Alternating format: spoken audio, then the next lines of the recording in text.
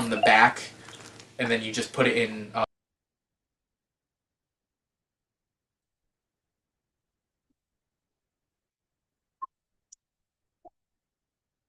We did a little before and I just found.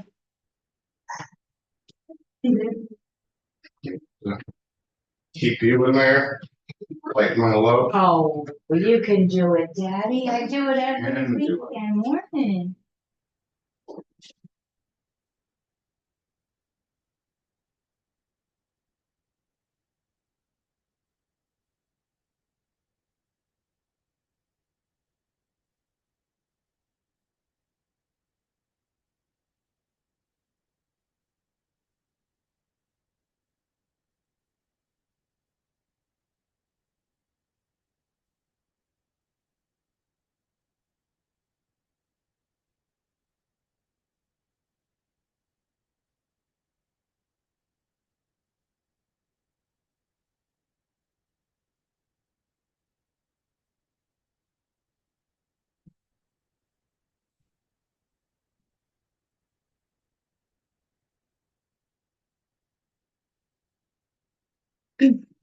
All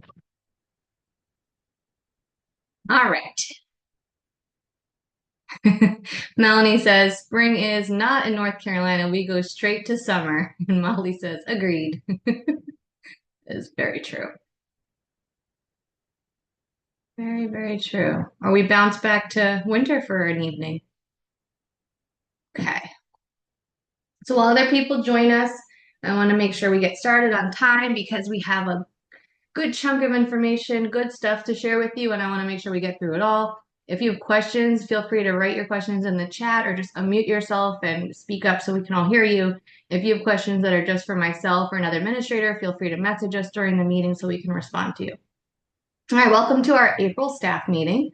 And some people were responding to what spring is. Just make sure that you sign your name in on the comments because when I see the comments, I know who attended.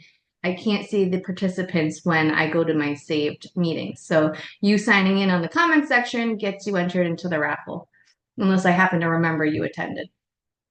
So our super staff member of the month of March, remember we're always a month behind. We're always talking about the previous month, Miss Eleanor. She's an educator who pours her heart and soul into the classroom, dedicated to learning as much as she can to provide a quality NC pre.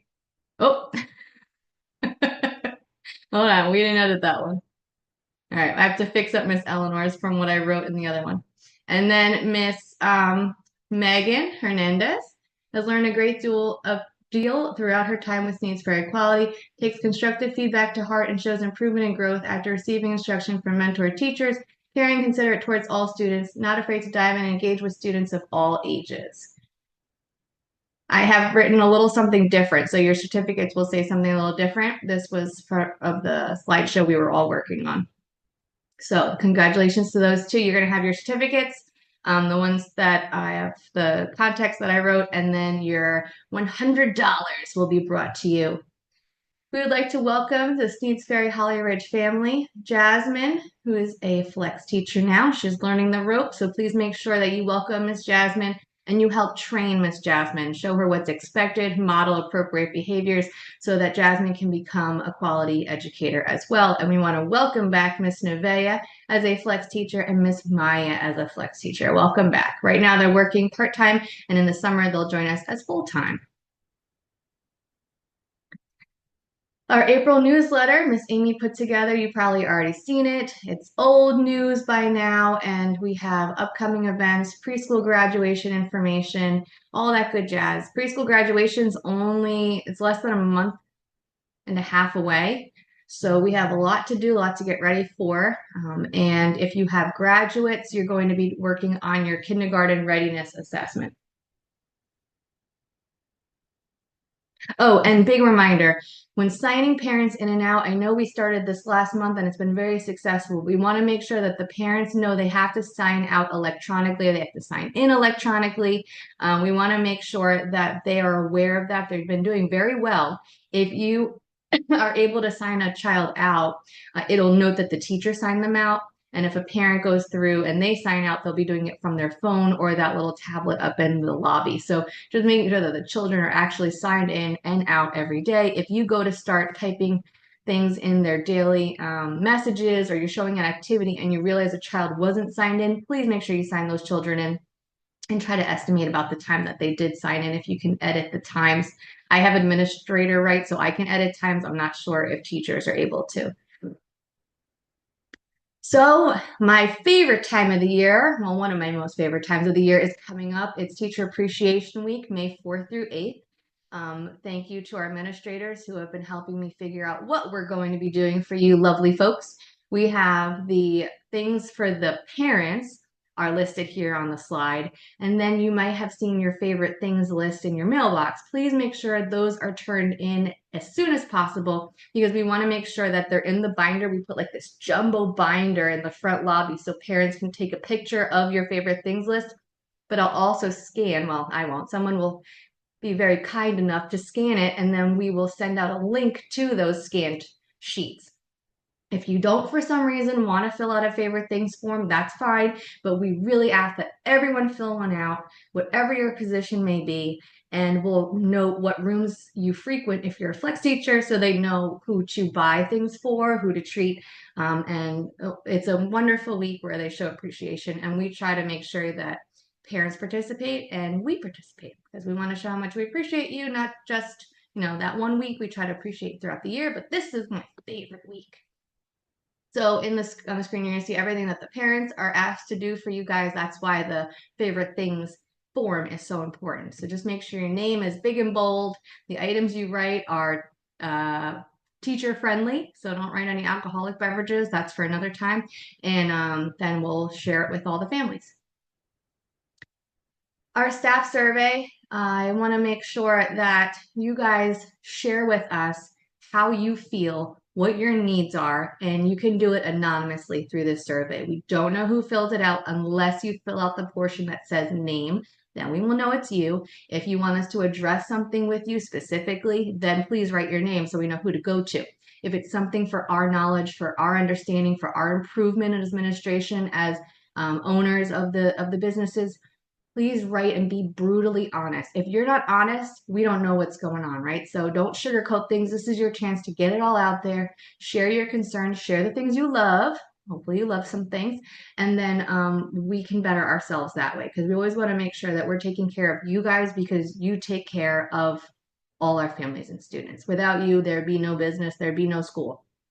So we want to make sure that we're always considering and hearing you. And we want you to feel heard. So this is an opportunity for that. The Caught You Being Awesome. Whenever we try to catch you being awesome. You'll see this little slip in your mailbox with a treat or a trinket or something. But please feel free to catch someone else being awesome. It doesn't have to be administration writing these up. If you notice someone going above and beyond, they've done something fantastic, please make sure you work to acknowledge them. You can ask us for these sheets. We'll bring them to you. We'll put them in your mailbox, and then you can write them out. And we'll give you the prizes and the stuff to go with them. The piece of candy, some kind of beauty thing I have, whatever you want to give to them, we'll tape it on. And it just shows that they are acknowledged for the wonderful things they're doing that we may not catch all the time. So unfortunately, I've been stuck behind laptops more this past 2 years than I would have liked to, but that's just part of the job. And I would love for you guys to highlight each other. So thank you ahead of time if you are going to do that. You see something, say something, like they say in the New York City subways. Okay. Moving on. Lesson plans. We have Miss Ruby, Miss Amy, Miss Rachel for our ITERS teachers, and Miss Barbie at Holly Ridge, who are fantastic lesson and activity plan writers. So I ask that you reach out to them if you are still struggling in writing lesson plans, or if you'd like to learn more about writing lesson plans. Perhaps you are a co-teacher and you are not the lead teacher, and you just want to make sure you're bettering yourself as a professional. Reach out. We can give you a mentor teacher who can guide you through lesson plan writing, hands-on instruction. We can give you trainings if you just want to sit at home and watch some informative trainings on how to write quality lesson plans. But knowing what you're going to do ahead of time, having a plan, that's going to make your job so much easier. And people get it confused. Early childhood, we don't care about the ABCs, the 1, 2, 3s. If they cannot control their bodies or be a productive citizen in the classroom, they are useless in kindergarten. So our job is to get them socially, emotionally, and mentally ready for kindergarten. And that's going to look very different in all capacities. Having a plan for your most strong-willed darlings is going to look different than the plan for some other darlings. So that's why lesson planning and knowing ahead of time how are you going to approach this is so important. So here's a link for you if you'd like to look at it. And then we have some examples, but reach out to us, let us know, and then we'd be happy to come and support you with that or get you a mentor teacher to help with that. Parking, I say it all the time, but we do have some new teachers joining us.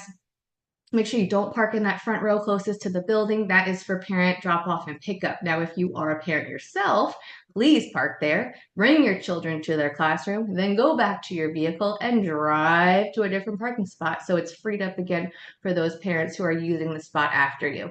And making sure that you know we have the lot next to Cancun, or our second site in the building next door. And we haven't had any gripes yet from the house of breakfast, but I want to make sure that we don't overtake their parking lot. So please be mindful, park in the Cancun lot and next to our second site, or along that front row closest to the road. That's the road for your parking.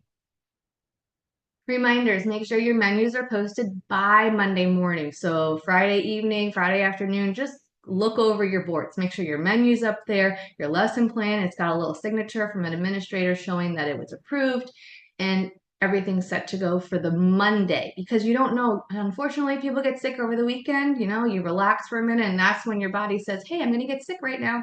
I always get sick on the days that we're closed. It's amazing, but that's how my body works. You might be the same. We don't want Monday to come and no one knows what's supposed to happen in the classroom.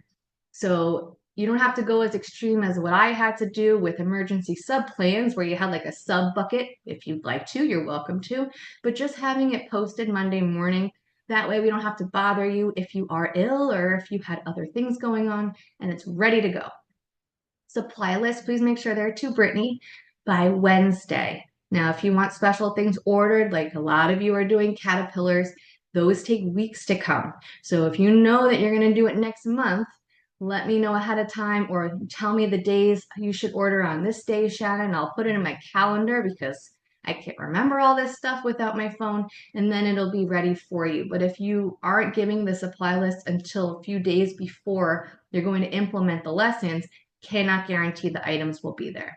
Make sure that you are not just purchasing items. You ask to be reimbursed, because we might also have those items in storage. So we don't even have to go to the store, order it. It's there in storage. We bring it to you and you're ready to go.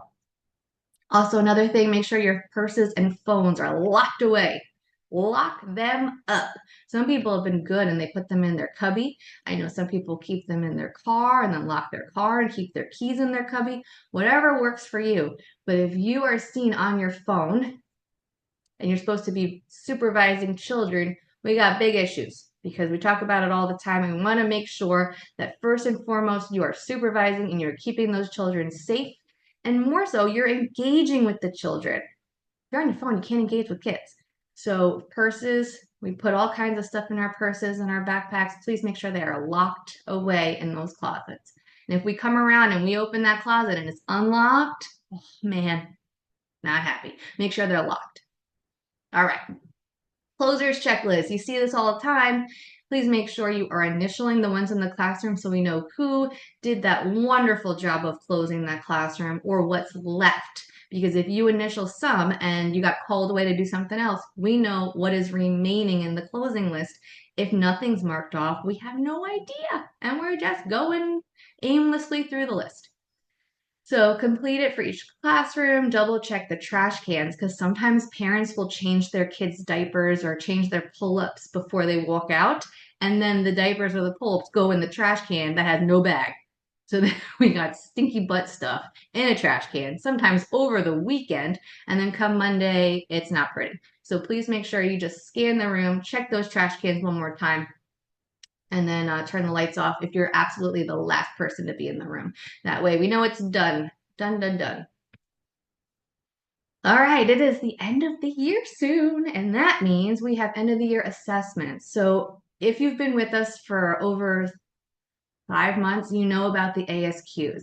If you're not aware of ASQs or you would like some additional support because you kind of weren't into the assessing portion the last time we did it, we'd be happy to help you. It's very straightforward. The ASQs are specific to each age group. What they are is a set of checklists for what the child should be able to accomplish developmentally at that age. So when we do the ASQs, it might be like throwing a ball. It might be tiptoeing or skipping, different physical activities, but also there's cognitive assessments and things that go along with the ASQs.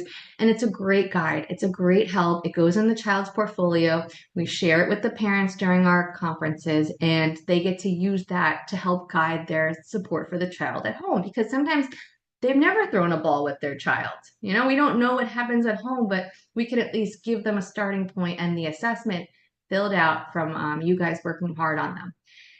So we want to make sure that you have at least that one ASQ per child. Then something to share positive showing growth. So if you have artwork from the beginning of when that child joined you to now, you can show their progress. Hey, look, they weren't able to do much of anything. It was all squiggles and scribblies. But look, now they're drawing circles on their paper. They have images of the sun and ground and people. So you can see how much they've grown as a student in your class visually. You can have pictures as part of the portfolio. I know you guys take great pictures of your students. Those are wonderful to include when you're having your conferences. Now, conferences are optional. So the ASQs are there if they'd like to meet about them, but everyone must have an ASQ accomplished for each student in their class, especially our graduates, because we want to make sure that we're setting them up for success when they go off to kindergarten. If you feel a child needs services, this is a great opportunity to bring up what you've noticed. We want observational data, what you've seen. And then we bring it to the parents during the conference. If they don't want a conference, we still bring it up. And that's usually when an administrator joins you because it could be a difficult or tough combo to have. So we want to make sure you get that support. We're there to help during the conference. And then they have the referral that'll get their child the services that they need. And there's some help with data collection link down there at the bottom. So if you do need some support in that area, there are resources and videos and articles there to help guide you. Ruby says, if you have a mentor, ask them. That is a great tip. Mentors are there to mentor you. Conferences should be reserved for families that need early intervention services due to behavior or development. And that's where administrators come in. So we're there to support you if it is a difficult, tough conversation because the data may prove that the parents might become defensive. So we want to make sure we're there to back you up, right? We're there to support you, but you have to do the ASQ and you have to have the data, maybe ABC charts, to prove that, hey, we observed this and we want to make sure your child is flourishing next year, right? We want to make sure that we provide this support so that they are able to flourish in their learning environment. Sharon, Yes, ma'am.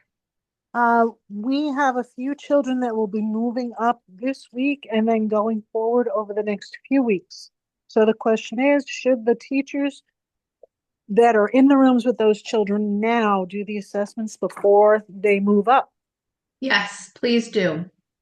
Please do. And you can do it by memory. The things that ask can they throw a ball? The new teacher can fill in that section, but there's some questions that you have to know the kid to be able to fill them out. So if you complete all those sections and then leave the other very easy to administer questions about those children for the next teacher, that'll make sure that the accurate data and information is being presented on the ASQ. That's a good question. I forgot that we were doing move-ups.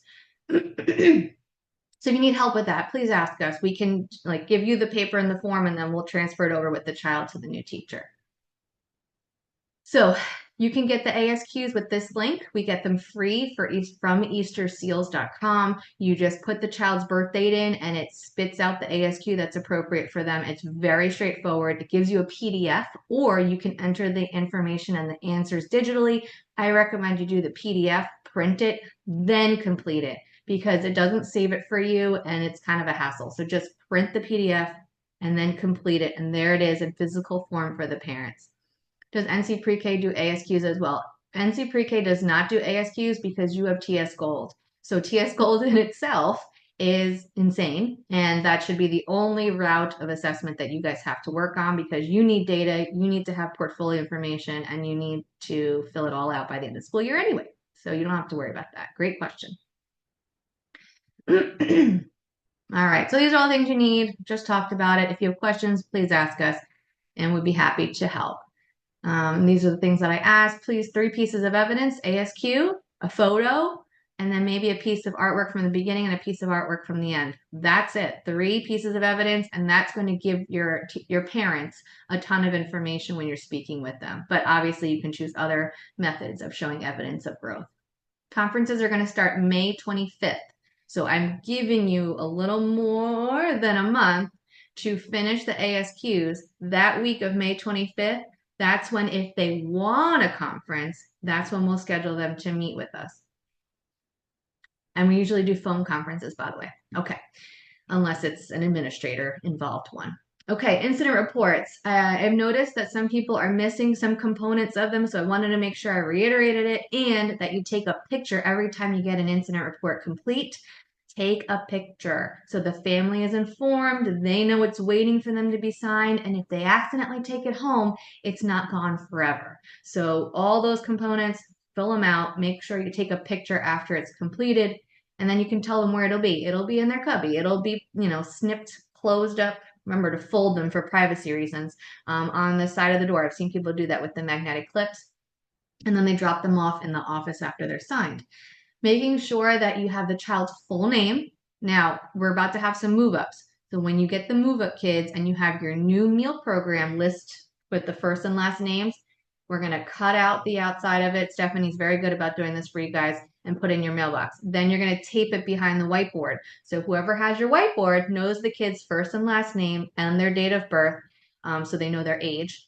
And that will be helpful when they're filling out an incident report, and it might be a flex teacher who's never typically with your kids. At least they're not totally lost if this child gets injured, or you need to fill out a non-injury report, which is a behavioral report. This is to tell a parent and to collect data of what occurred. So it's just like the ABC charts if you're familiar with them, but it's much longer. These are for the children who don't have frequent behaviors, or we need to collect data for. This is just like, hey, your child hit for the, they're very rarely hit, but this incident happened, another child was harmed. I want to make you aware of it. That's what this comes in. We need the antecedent, what caused the behavior explicitly, like just the facts, ma'am, just like a detective. I don't want feelings, and I don't want you to hypothesize what the child was feeling. We're not going to guess. We just want a straight facts, right? They whacked their friend. The toy was taken, they whacked their friend with a block. And the consequence, not necessarily like a punishment, but a consequence is, what did you do after the fact? Did you give them time to de-escalate? Then did you reapproach them? Did you use a teachable moment? What did you do in that teachable moment? All that's going to be great data and great information for the parents. And then if we do referrals later on, that's where that comes into play. Extremely important for that. Guiding children to avoid injury. Always guide them with your hand flat on their back, or if they willingly hold your hand, walk with them and willingly go away. But if they drop to the floor, do not hold their hand anymore and try to pull them up. When we carry children, we carry them, and now we're only carrying kids 2 and under. Everybody, 2 and under. You're going to do under their armpits, right? under the armpits. Don't grab them from the shoulders up, right? We're not going to grab 2 arms and hands up. We're just going to look for ways to do it safely, and that's under the armpits. And that's when necessary, right? A 2-year-old and younger, we can pick them up. And if they willingly come with us, great. If you have a 2-year-old who's flailing, kicking, hitting, all kinds of things, that's not a child you want to hold because you're at risk of getting injured, and they are, and the surrounding children. So we will put them back down and we will give them space. When you are ready and your body is calm, I will come back and help you. I will come back and help you when your body is calm. So keep that in mind. Okay. Oh, I got it clear. All right. We're going to get on their level when we're comforting them. So if a child is in distress or they're refusing to do something. Today, Adam decided to throw a bucket in the classroom and nonsense went everywhere. Oh man, I was so angry with him. But he did that in the classroom. Now, consequence, obviously, when his body's calm, I'm going to go on his level. If it's safe for me to do so, right? I'm not flailing his arms. I'm not in danger. And I can offer him a hug or support in that teachable moment. He's in distress. He's crying. He's upset, which I don't know if that really happened or not, but I'm just giving an example. We get support that way. Please do not pick children up. Do not pick children up that are older than 3. We can offer them comfort.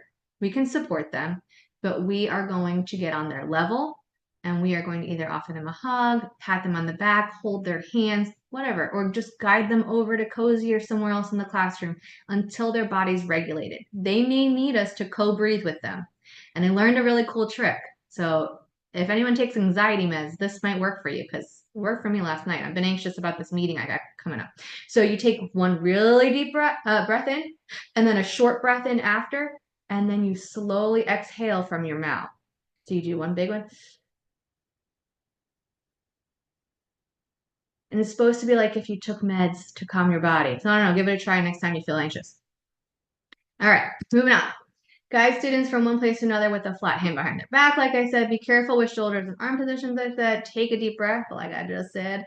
And you can guide them in the deep breath. We used to have windmills, but they got destroyed. So if you want windmills again, I'm going to try to get like industrial windmills for Cozy Corner because they just snap, break, and all kinds of things.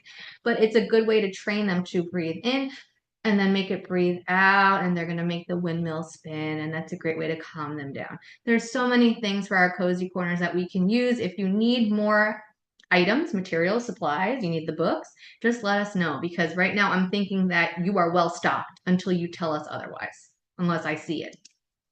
Radio for admin for support or a mental break. Oh, so Miss Ruby said, if you do not witness something, ask admin to review video footage. That is such a big deal. Don't assume. Sometimes we don't want to take the kid's word for it. We can watch video footage and make sure that we are accurate in what the antecedent, behavior, and consequence, obviously that's what you did, but antecedent and behavior were. Please do not assume and complete form based on guesses. Not good, not good. So if the parent says, can I see the video footage? And you told us about something totally different because we assumed versus witnessing, right? We're detectives. We need the facts.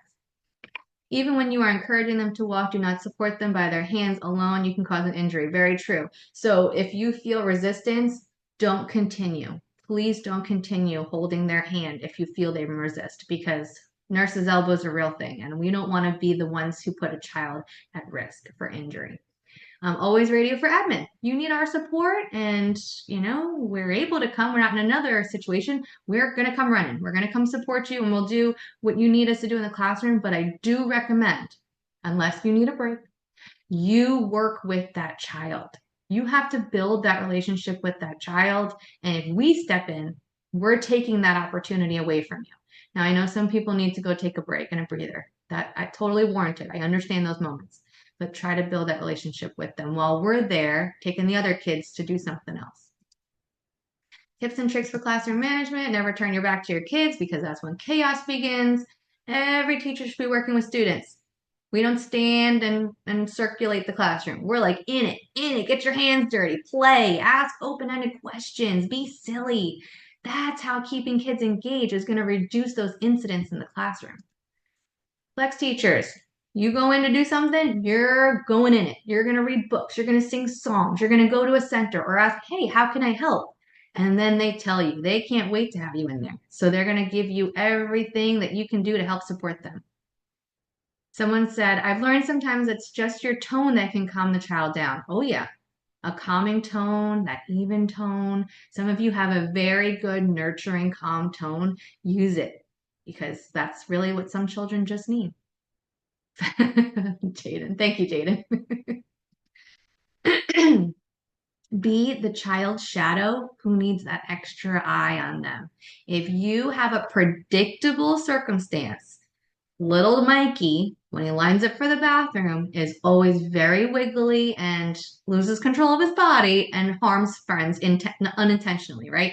So you're going to be Mikey's best friend when he lines up for the bathroom. He's going to be your special end of the line checker of people. I don't know, give him a job.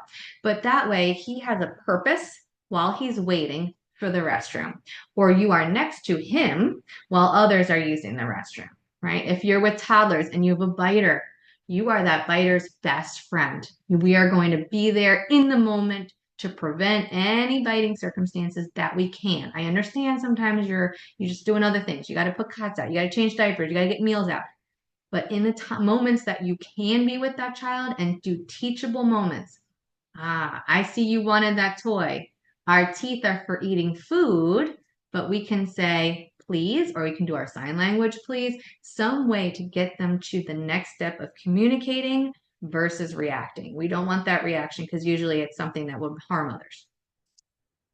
Get down on the level, listen to them, even in calm tone, like Jaden said, but also use your big voice. If you have a child who needs to hear the expectation, state the expectation clearly, even tone. We're not yelling. We're just stating the expectation clearly. We lay on our cots. Our head is down when we rest. That's an even tone. I'm not yelling. But they know I mean business when I use that tone. And you can also start with their name. Mikey, our head is on our cot. Mikey, we lay down during rest. And if you keep stating the expectation and they're not following through and they escalate, then that's when you call for us.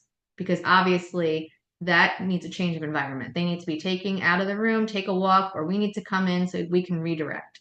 Because once they're in that state, it's hard to bring them back down. And you got to mean what you say and say what you mean. Follow through. Parents who give empty threats, their kids walk all over them. We're not giving empty threats. When we say, you can't go outside until this is cleaned up, we have to clean up toys first. That's what you mean. Then we're going to help you follow through. You're going to stay with that kid and they're going to clean up what you just told them they got to clean up, and we'll go outside with the rest, or your co-teacher will. But if you don't follow through one time, that's it. Doors open. They're going to get away with it again because they know they got away with it once. It's crazy. They're so wise. Provide them with 2 positive choices. You say yes to both options. You can clean up the cars, or you can clean up the people. What do you want to clean up? I'll clean up the other one. And then they have a power of a choice, but really you chose. And they can't be in this high state of emotion. You're just talking at them. Oh, I see that you're frustrated. You're frustrated. You want to, then they're screaming. They're crying. They don't hear you. Don't waste your breath. Just wait. Just wait. All right, Miss Ruby, you are up. Oh, I want to tell everybody, Miss Ruby got to go to the Conscious Discipline Conference in Myrtle Beach, and she's got some great information for us. Now, she went for 2 days, so she's only given us like this much of what she learned this time, because obviously we don't want to overwhelm you guys, but I'm very excited. Okay. Yes, can you guys hear me? Yep, okay, perfect.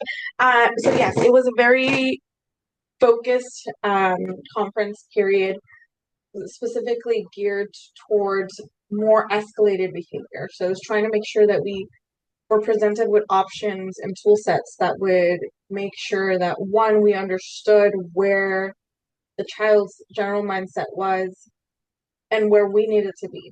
So I'm covering just the main portion at the beginning of the conference where it starts with us first. Mission, and I'm so sorry, the slide presentation. Oh, I made you the host. Hold on, let me change. Oh, so I can read it as I'm viewing. Oh, you got to make me the host. Oh, reclaim host. Jeez Louise. Yes. Sorry, I was trying to make things easier for you and I messed it up. All right, let me share my screen again. So everybody. Screen 2. Share. Okay, better? Okay, perfect. Yeah. I'm sorry. So I'll have you jump to the next slide. Because I don't think I can. No, perfect. So it started off with perception. We had to do a really quick coverage of how are we addressing situations in a classroom space. Are we seeing snakes or are we seeing sticks?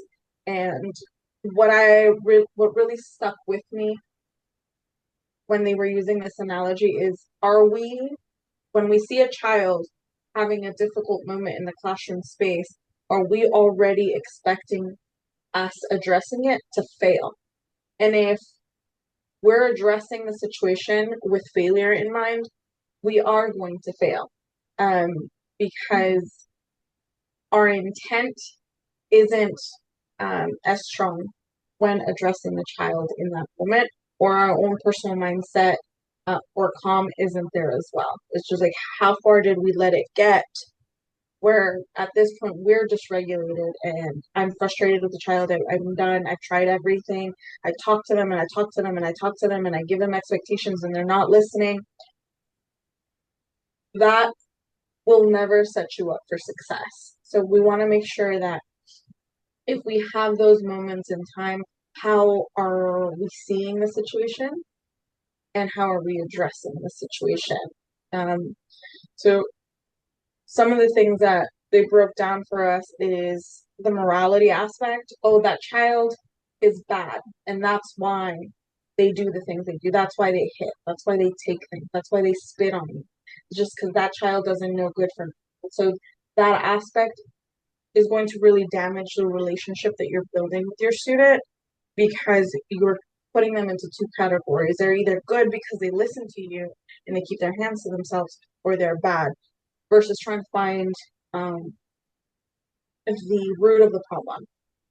You're just trying to label it. So that's detrimental to the relationship. Or we tie a deficit into it. Oh, that child must have developmental challenges, and that's why they behave that. You're tying a deficit in skill or development to why they're not doing something. So we're still not moving past the root of the problem. So we want to make sure that we start looking at behavior singularly as is it regulated behavior, and that's why they're functioning in a classroom space, or are they dysregulated? And if they're dysregulated, that is the root.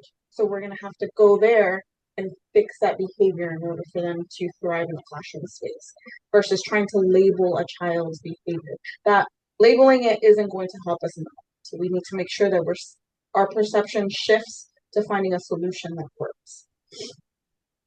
We'll move on to the next one. We kept touching bases on this. A lot of you guys that have gone into early childhood education or have studied psychology understand that specifically in young children, they're either in their fight or flight mode where they're not processing anything.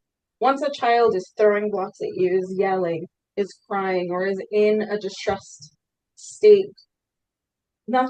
trying to reason with them isn't going to work. So we need to meet them where they are and create a sense of calm for them before we can start getting them to problem solve. So when they're distressed or angered or frustrated, we need to acknowledge that before we move on to the emotion, where it's just like once they start crying or trying to tell you they're in their emotional state, we're just like, that's where we can start naming or at least addressing what they're trying to share with us. And then once we've addressed that and acknowledged it, then we can give them a solution to it. It's kind of like when you're talking to your partner or a friend and you're frustrated about work, someone at work made you upset. And someone's like, oh, well, you should just, be friends with them. I'm trying to tell you how I'm feeling and you're over here giving me solution. I don't want to hear the solution right now. I want you to listen And that's pretty much what a child is doing. I'm frustrated. I'm letting you know I'm angry. And you're over here like, Timmy, we keep our hands to ourselves. Like, I know I keep my hands to myself, but I'm mad right now. And I'm not going to keep my hands to myself while I'm upset. So it's just trying to make sure that you guys are pausing and reading what the child is communicating in that moment before we try and get to the problem solving stage. We have to make sure that they feel safe. So if you've had the opportunity to see, I don't care what he's coughing. If you have seen Miss Shannon, Amy, myself, or any more seasoned veteran staff member approach a child, we have to approach them in a more gentle manner where I have to gauge where they are before I approach them. Most of the time I don't go in starting to lecture. I need to see what they're doing, and then they need to be able to see me, and typically I'll say like, hey, I'm here to help. How can I help you? Because they need to know that they're safe around me before I go. Because the moment this child is in distress and I try to go and touch them, they're going to swing at me. So we need to make sure that we're taking a moment to read the situation, make sure that you read how you are in that moment before you address it. So it's like Ms. Shannon saying, like, if you need support, 100% please call us. But if you're trying to build that relationship with your students, we want to make sure that you are regular. Because I have seen a pattern where if I'm distressed and my student is distressed and I try to be the helper, I tend to make that situation a lot worse. So it's just understanding what state of mind is your student at before you approach them. We can move on to the next one.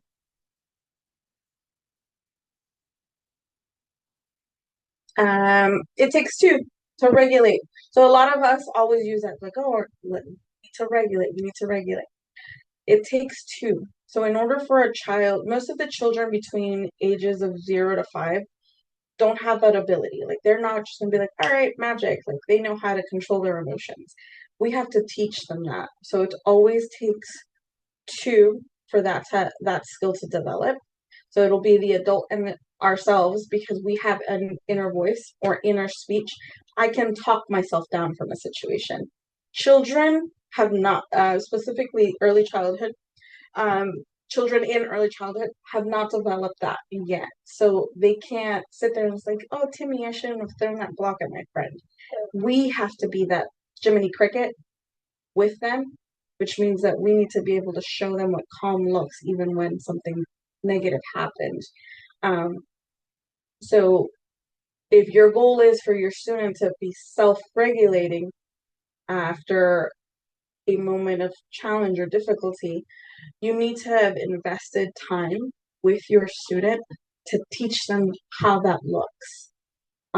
So we need to make sure that we're building those relationships first before we set the expectation. And it's a lot of noticing their behavior and not prejudging. Just like, oh, you don't know any better because that mom doesn't set a boundary, or mom lets or dad lets them get hit at home, so that's why they're doing this. So all of that, none of that helps you. The judgment or like they have no boundaries at home. They don't have any rules. They let them eat whatever they want. They probably play on the tablet. None of that is beneficial to you. You need to notice what your student is doing in the moment. Express to them that you see them. Like, I see that you're upset. Your face is scrunched up. You have tears down your face. Something is making you frustrated.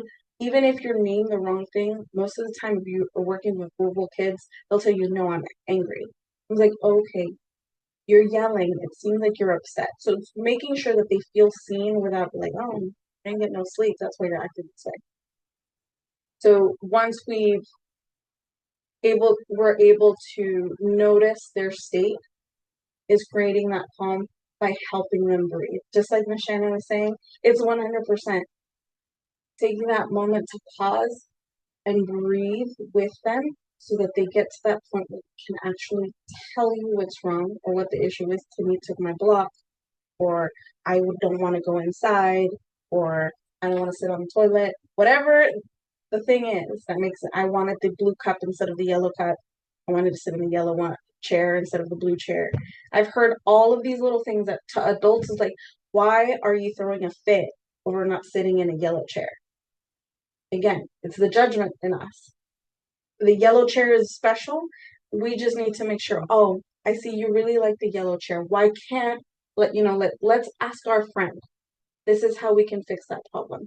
But it only happens after we've acknowledged why they're upset. All right, we can move on to the next one. This one paints it a lot simpler than me talking. It's like they're in their fight or flight state, which means they are not hearing anything you say. Keep your hands to yourself. Use your insight. They're not hearing you. They're upset. So you need to make sure that, one, you keep them safe and the rest of your students safe by all means. And obviously don't approach a situation that could be harmful for yourself. You can't help this student or your other students stay safe if you got knocked over by a block to the head. So make sure that you're reading that situation adequately, or you're calling for support. Once they understand that you're not there to aggravate the situation or harm them, it's like, hey, I'm here to help. I see that you're upset. We need to create a moment of pause so that they can continue to vocalize what they're struggling with. They're gonna start crying. And you'll see, if you've experienced this continuously, you've seen that after they get upset, they bit, they threw something, they scratched somebody, they punched someone in the face. Typically, they'll either cry because they're upset that they hurt someone, or they'll do that laughing giggle thing where to us seems disrespectful because like, oh, it's not funny. It's a neurological and like nervous system like reaction. It's not because they're laughing at you. It's a tick after them. So it's an emotional response to the action that happened. So we want to make sure that we speak to them through that versus taking it personally. Because do I like going into a classroom and then I see a child that hit someone and then laugh? No, it makes me upset. But that's a me problem, not a them problem. I can't help them if I'm too worried about like, you're disrespecting me, so now, in that moment I have to remove myself from the equation. I need to figure out how I can get them to regulate. And then I can explain like, hey, I saw that you were laughing. Was that making you nervous? Did you think I was going to get upset with you? I'm not mad. I just want to make sure that I can provide you some support. And then that's when, at the very end, after we've dealt with them throwing stuff, we've tried to get them to understand that they're safe with us, and then them expressing what the issue may or may not have been, whether we perceive it as an issue, then we can give them those words. See, you wanted the blue marker and Susie took the blue marker, so you got frustrated and you snatched it out of, or whatever the case may be. Next time, this is how we can do it. You can ask Susie, can we switch? You can ask Susie, can I have a turn?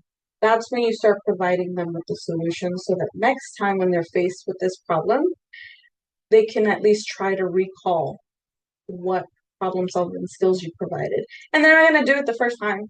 You're going to have to repeat this to them a number of times. It takes about 7 times before a child it clicks, like, oh yeah, I should have asked. I should have asked Susie instead of snatching it.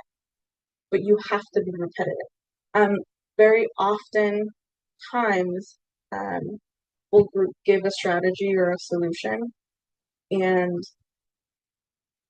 I'll show it or model it, and then I'll get a response like, oh, that didn't work. Well, how many times have we tried it?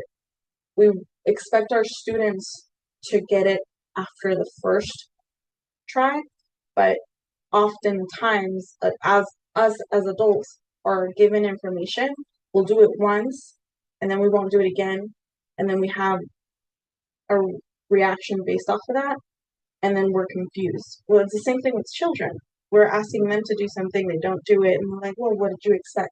It's the same pattern of behavior. It's just different ages. So we want people to build a habit, and for it to stick, we're going to have to repeat it over and over and over again and have that empathy and grace when things don't go right the first or second time. Perfect. We can move on to the next one. Going back to what Ms. Shannon was saying earlier is being assertive. Being very clear with what you're expecting them to do is very important. Uncertainty will definitely cause confusion in your student, and that leads to frustration, which then escalates from frustration to anger, from anger to rage to aggression. So it keeps going up. It does not get better. So if they have a clear understanding of what your expectations are, what your boundaries are in the classroom space, they are more likely to succeed. Our bodies stay in the chair like this. And typically, I've noticed that more of the students succeed when it's modeled. And I know Ms. Shannon has mentioned that to us, but we have to model the behavior. It's like, oh, friends, we sit in the chair like this, and we put our hands on our lap like this. They need to be able to see what you're telling them to do. So you must demonstrate it. Because I have noticed that some students hear the words but interpret the words differently. Eva Isabel, my lovely oldest daughter, I can give her a directive. Like, hey, I need you to help me with the dishes. That could mean a minute. Because she has said this, like, I didn't know if you needed me to put them away. I didn't know if you needed me to wash them. I didn't know if you needed me to put them in the dishwasher. So then I'm upset because I'm like, hey, I asked you to help me with the dishes, but I wasn't clear enough. It's like, Eva, I need you to wash the dishes or rinse the dishes and put them in the dishwasher so I can turn it on later. That gives her more clarity on what the expectation is. So she's more likely to succeed versus me just saying I need help with the dishes.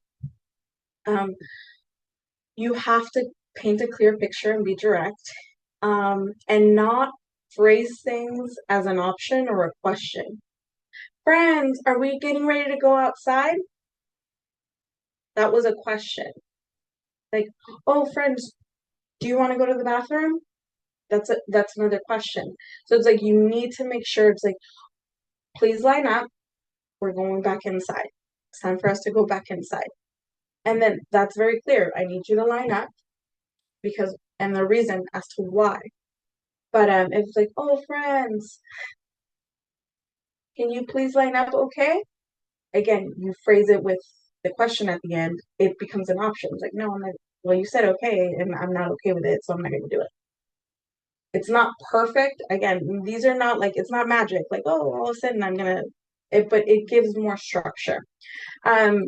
When they're in that point of rage and aggression, we need to make sure, again, that we are building those relationships so that they acknowledge that I understand you're upset because I told you it was time to come inside.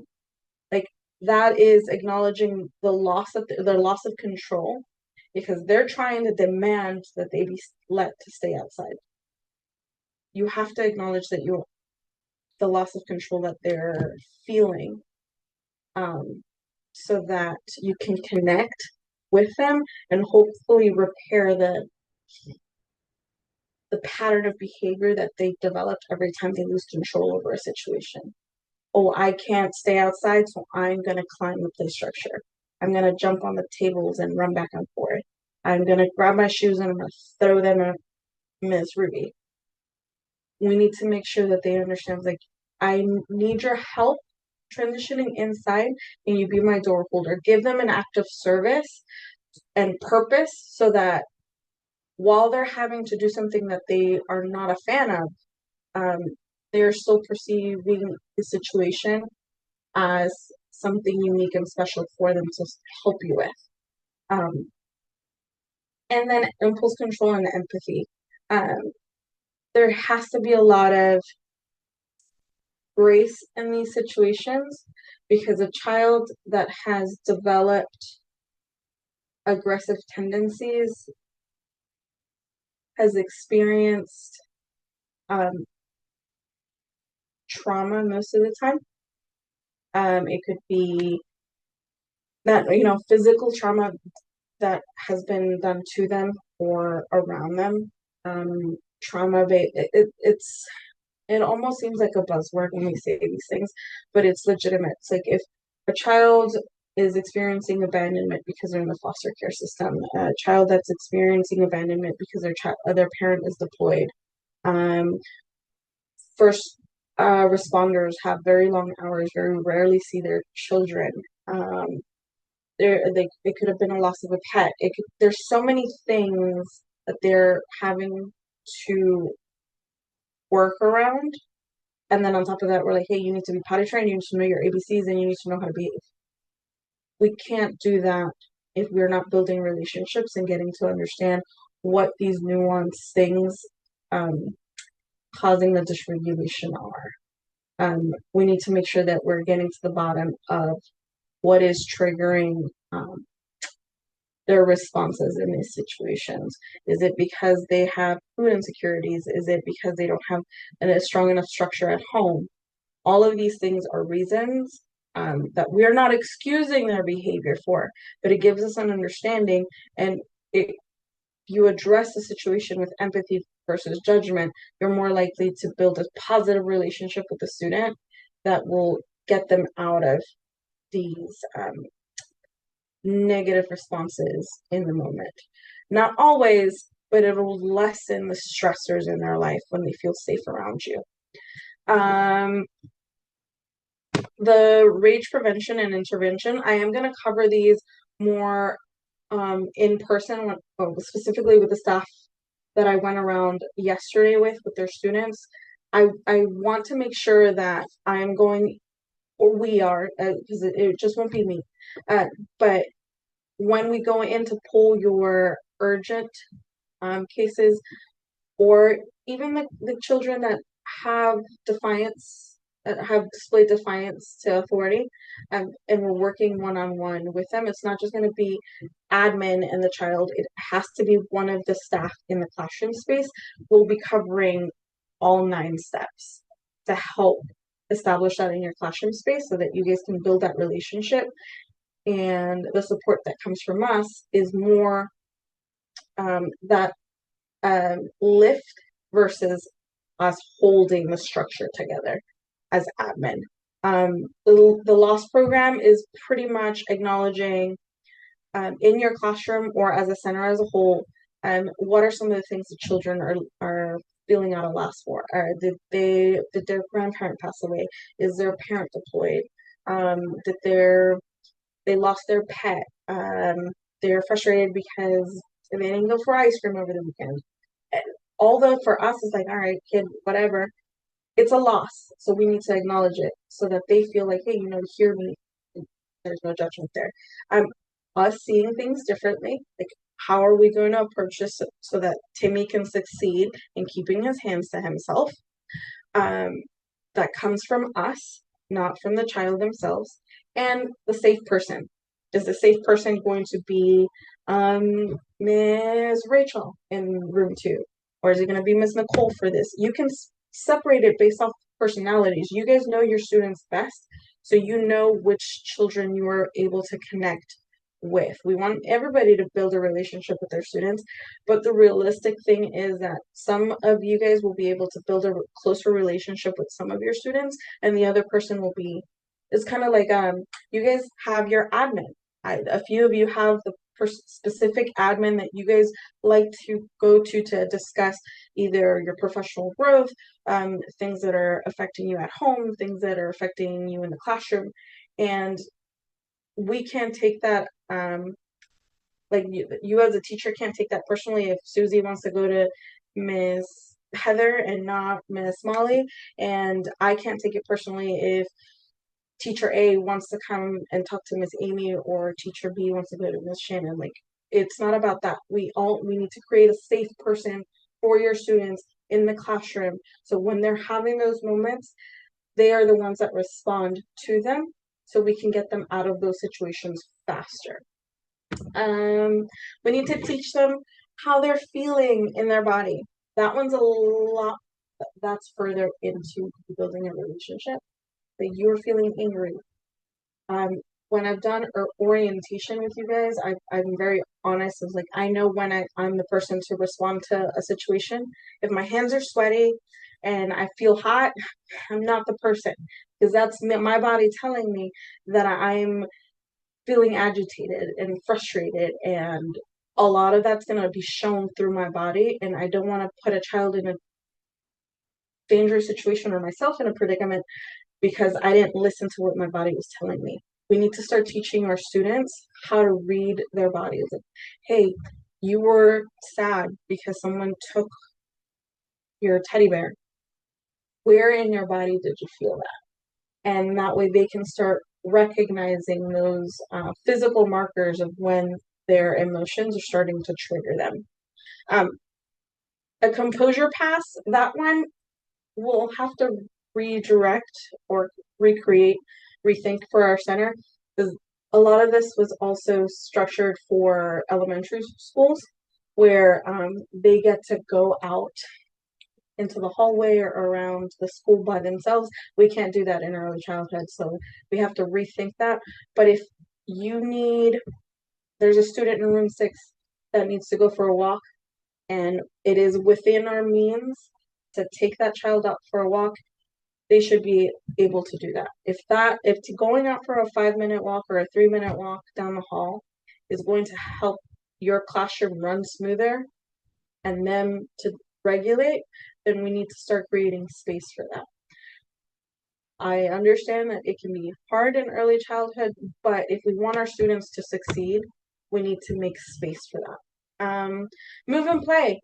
It is so important for these babies to go outside.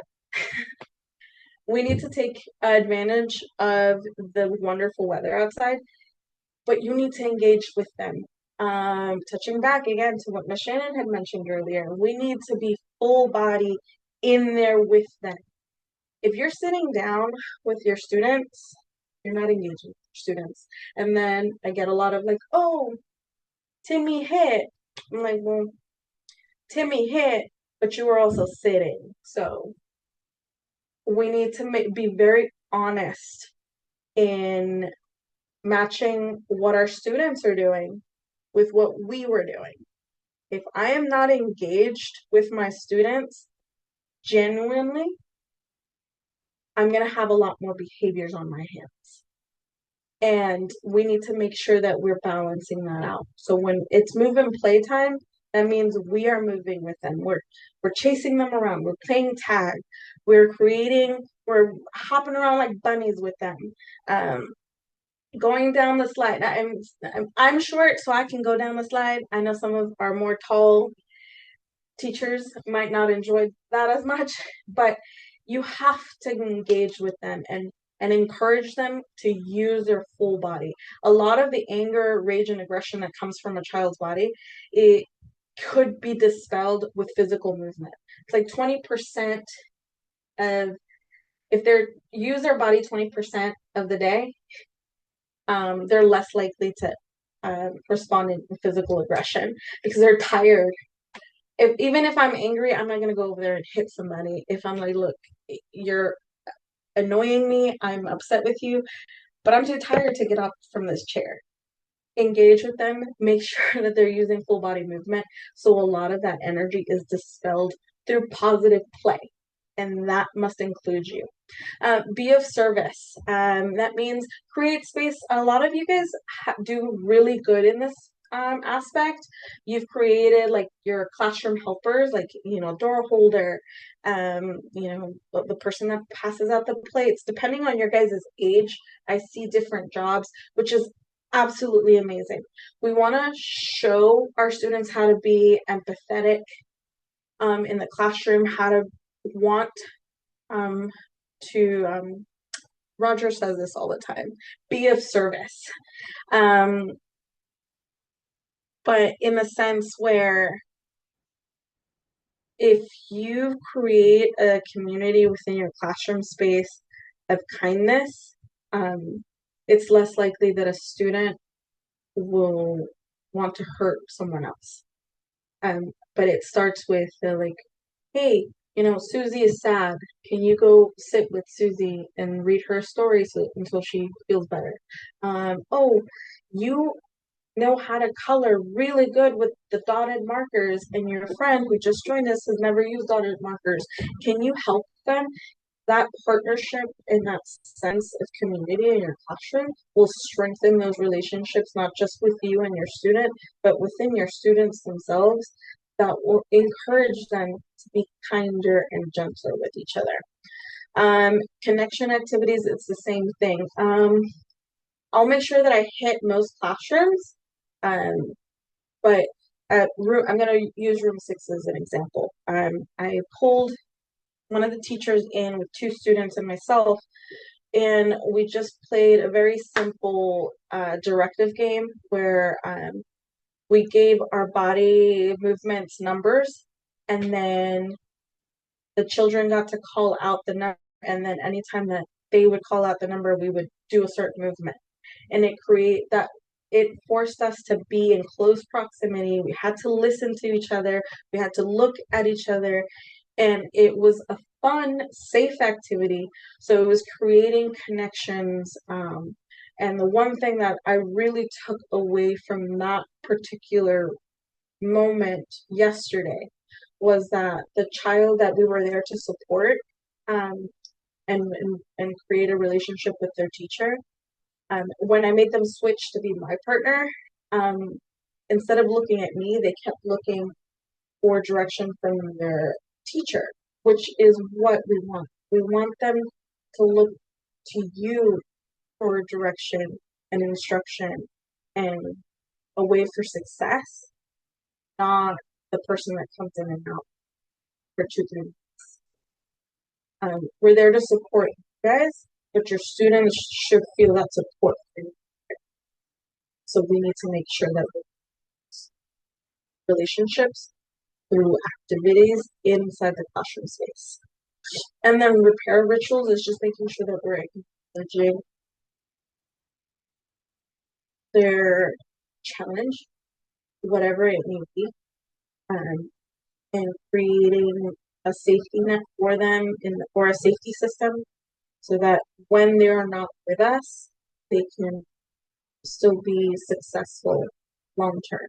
So when they graduate from off to elementary school and they're on the playground by themselves, have we done enough and created enough stability within them so when they face the same challenge that they face with us, they won't bash out, see less of better, not so punishment. So, perfect. This one is, again, it's just breathing. So if you guys want to practice this, she'll go through it. It's what you'll start seeing in the classroom. If you guys want to implement that, and it's very helpful. That is the glue.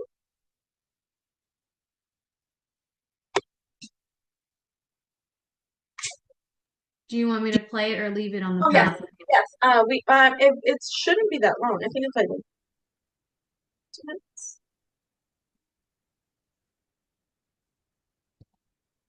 If not, we can move forward. It's just a breathing exercise. Miss Shannon did a very good job of explaining how it goes. You breathe through your nose. I'll make sure it works. I didn't know it. I should have checked it. But yeah, nope, that was pretty much it. Thank you, Miss Ruby.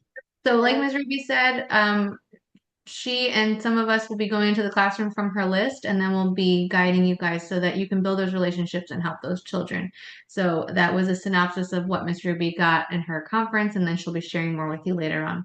I was going to go into tier 2 support. It goes kind of hand in hand with conscious discipline because you're working more along the lines of with those specific children and supporting them versus the whole group. So, we do Tucker Turtle as a whole group, or sometimes you pull small groups, which I feel is more successful. during free choice time. You're doing Tucker Turtle, you're doing second step, and you're doing small group interventions, kind of pulling those students who need more of it each time. Maybe they get repetitive lessons throughout the week, but these are tier 2 supports that will help those children even more. So it goes combined with what Miss Ruby was sharing. There's a website there for us to go into, and I'm going to bring this back next month. So I'm not going to go into it right now, but if you want to go into it, it'll be here in the April meeting. There's a video. It's very long. I was only going to show you a snippet, but it's there, and I'll go over that next month.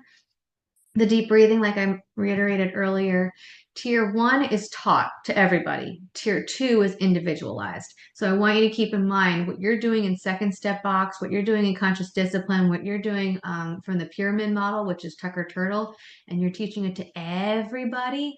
That's tier 1. When we do to tier 2, those are the children who are pushing back, right? Those are the children who we need to really take a close look at and see what is some way we can support them separately. And that's why we do the ABC charts, because we're trying to plan and be productive and support them in action.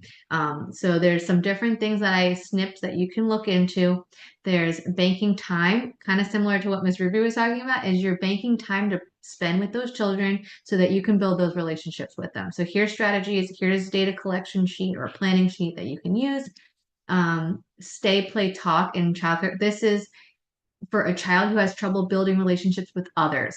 So I can go into this next month, but if you'd like to take a look at it yourself now as part of your classroom instruction for those children who have trouble socializing appropriately, this is perfect for them.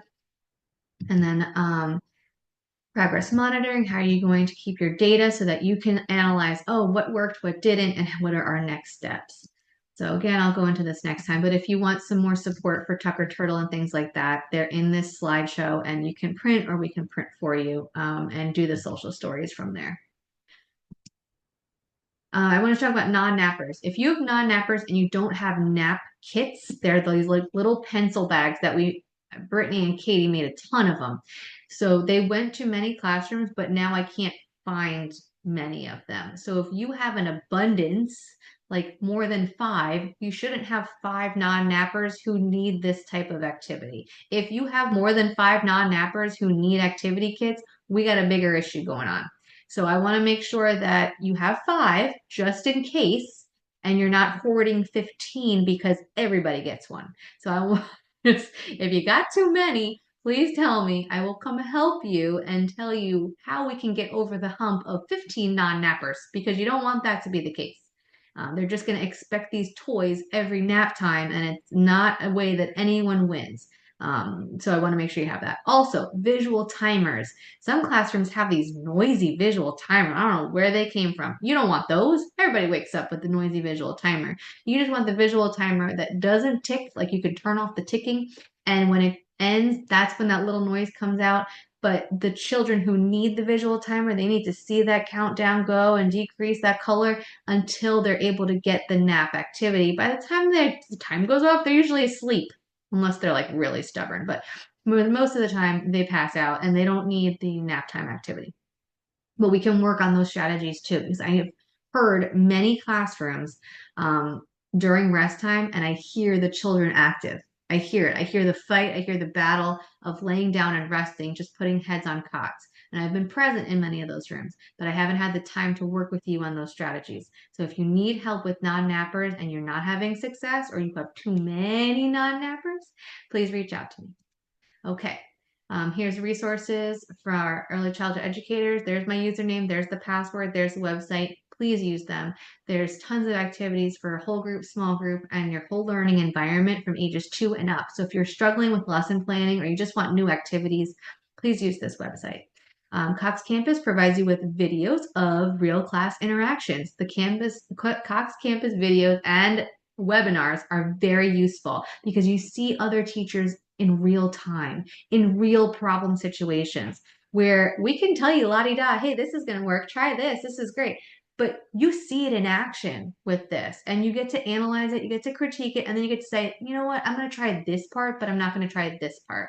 We will come in and we will support you, and we will be as helpful as we can. But seeing another teacher in action for the same age group, be productive, or they go back and they reflect and you learn about their reflection, what they would do differently next time. I feel that's so helpful sometimes because you need to be on the same playing field sometimes, not this idealistic image of what could be, what is real. That's what we want.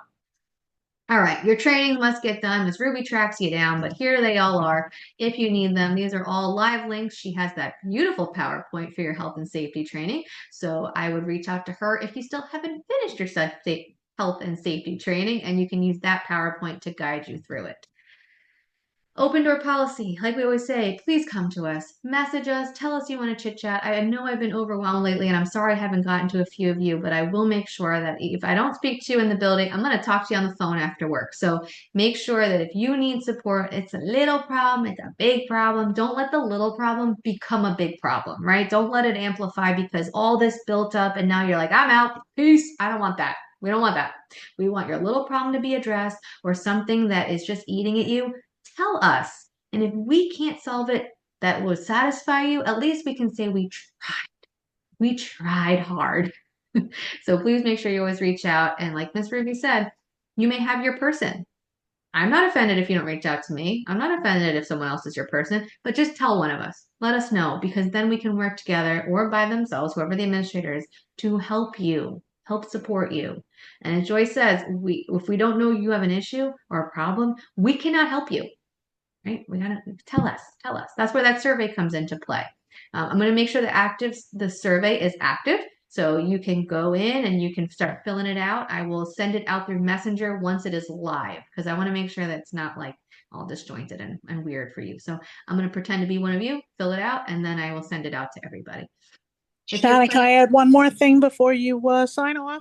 Yes, ma'am. Like you were saying before about giving support. If anybody has reached out or requested support of some kind from any of the admin, please remember that we are all extremely busy. There are times when we get messages, emails, phone calls all the time thrown at us at different places that we cannot address them right away, and then out of sight, out of mind. So if you have and we have not responded, it's not because we're blowing you off. It's because it was probably at a difficult time and now we have forgotten. So please do it again. Yeah. If you don't feel it was addressed appropriately or we didn't give you what you were asking, a sufficient response, please reach out again. Because like Miss Joyce said, you may ask me something down the hallway, but I will promise you 1 second later, I do not remember what you just said. I will try my hardest. If I didn't write it down, you didn't write it down, that's it. It's gone. I got bad mama brains. So please make sure you reach out. I won't be offended if you say, hey, you didn't do this. Tell me, please, because I didn't do it and I was supposed to do it. You know, my word, I'm trying to follow through on my word here. All right, everyone, thank you for sticking it out with us. I really appreciate everybody for joining. It will be on YouTube later this evening. And have a lovely night. See you all tomorrow.